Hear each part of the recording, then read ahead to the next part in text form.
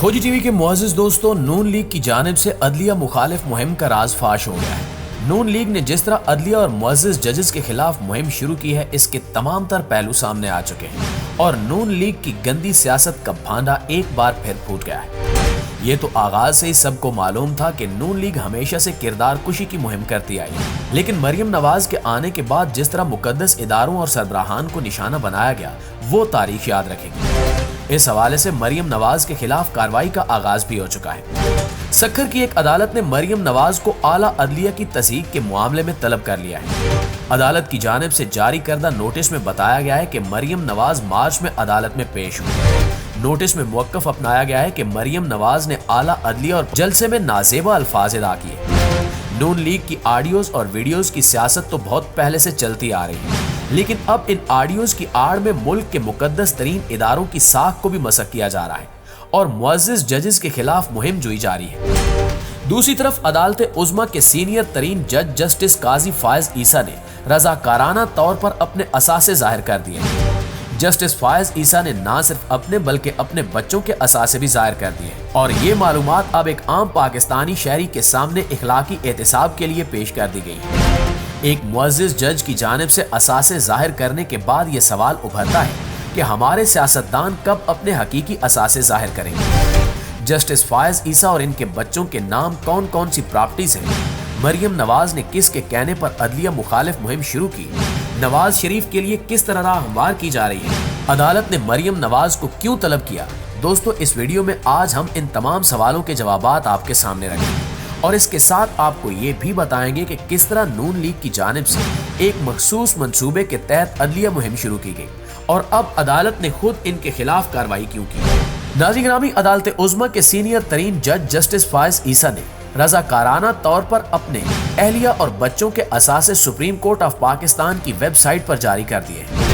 Supreme court की website पर upload की गई दस्तावेजात के मुताबिक जस्टिस काजी फायज ईसा के बैंक अकाउंट में 4,13,30,856 रुपए, जबकि फॉरेन करेंसी बैंक अकाउंट में 41 लाख पाकिस्तानी रुपए के बराबर रकम मौजूद है। जस्टिस काजी फायज ईसा के पास 3 गाड़ियां हैं। इन्हें सरकार की जानिब से 2 गाड़ियां और माहाना 600 लीटर पेट्रोल मिलता है। दस्तावेजात के मुताबिक जस्टिस काजी फायज ईसा की अहलिया सरीना ईसा इनकी ज़ेरे किफालत नहीं है। वो अपना अलग टैक्स अलग से पाकिस्तान और बरतानिया में अदा करती है। काजी फायज ईसा ने दस्तावेजात में बताया कि इन्होंने chief justice Balochistan high court और फिर जज सुप्रीम कोर्ट के ओहदों पर होते हुए कोई सरकारी प्लाट नहीं लिया। सुप्रीम कोर्ट की वेबसाइट पर शाया होने वाली दस्तावेजात में जस्टिस काजी फायज ईसा ने अपनी सालाना आमदन और टैक्स की तफसील भी दे दी। इलावा अजीम इनकी अहलिया सरीना ईसा की आमदन और टैक्स के आदाद शुमार भी दस्तावेजात का हिस्सा है। जस्टिस काजी फायज ईसा ने अपनी दस्तावेजात में कराची के घरों का जिक्र करते हुए कहा कि वो इन्होंने वकालत के दौरान खरीदे, जबकि ज़ियारत में कायदे आज़म रेजिडेंसी के साथ मुत्तसिल एक प्लाट इन्हें विरसे में मिला।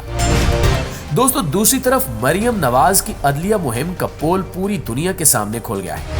अदालत की जानिब से इन्हें तलब कर लिया गया है। इत्तलात हैं कि सक्खर की एक अदालत ने पाकिस्तान मुस्लिम लीग नून की सीनियर नायब सदर और साबिक वज़ीर-ए-आज़म नवाज शरीफ की साहबजादी मरियम नवाज को इदारों की तज़यीक़ के इल्जाम में नोटिस जारी करते हुए 10 मार्च को तलब कर लिया। ये नोटिस एडवोकेट ज़हीर मोहम्मद की जानिब से सक्खर की सेशन अदालत में दायर दरखास्त पर जारी किया गया है। ज़हीर मोहम्मद की दायर करदा पटिशन में इन्होंने मौक़िफ़ इख्तियार किया कि मरियम नवाज ने आला अदलिया और पाकिस्तान फौज के खिलाफ जलसे में नाजेबा अल्फाज अदा किए। तलब किए जाने वाले दीगर अफराद में मॉडल टाउन के SHO और FIA के अफसरान को भी शामिल किया गया है। नाज़रीन ग्रामी, लंदन से पाकिस्तान आने के बाद मरियम नवाज ने मुल्क में मुख्तलिफ जलसों और प्रेस कॉन्फ्रेंस का सिलसिला शुरू कर रखा है। इन्हीं जलसों में से उन्होंने एक जलसा गुज़श्ता रोज सरगोदा में भी किया था, जहां उन्होंने बाज़ जजेस और पाकिस्तानी फौज के चंद अफसरान पर शदीद तनकीद की थी। मरियम नवाज ने जलसा गाह में लगी स्क्रीनों पर 5 लोगों की तस्वीरें चलाई, जिनमें सुप्रीम कोर्ट के साबिक चीफ जस्टिस साकिब निसार और लतीफ खोसा, सुप्रीम कोर्ट के 2 हालिया जज और ISI के साबिक सरबरा जनरल रिटायर्ड फैज हमीद की तस्वीरें शामिल थी।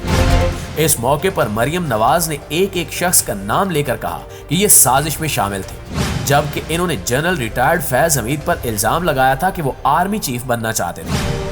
مریم نواز نے جلسے سے خطاب کرتے ہوئے کہا تھا کہ اسٹیبلشمنٹ نے عدلیہ میں جج اٹھائے جو کمپرومائز تھے، ساتھ ہی انہوں نے ججوں کے نام لے کر انہیں کڑی تنقید کا نشانہ بھی بنایا۔ نون لیگ اس وقت مریم نواز کی وجہ سے ایک دلدل میں پھنس چکی ہے، اس لیے اب پوچھے ہتھ کنڈے استعمال کر کے عدلیہ پر پریشر ڈالا جا رہا ہے، جس کے لیے پاکستان مسلم لیگ نون کے وکلاء فورم نے سوشل میڈیا پر وائرل آڈیو کلپس کی بنیاد پر سپریم کورٹ کے جج جسٹس مظاہر علی نقوی کے خلاف سپریم جوڈیشل کونسل میں شکایت درج کرائی ہے اور ان پر مس کنڈکٹ یعنی ضابطہ اخلاق کی خلاف ورزی کا الزام لگایا گیا ہے۔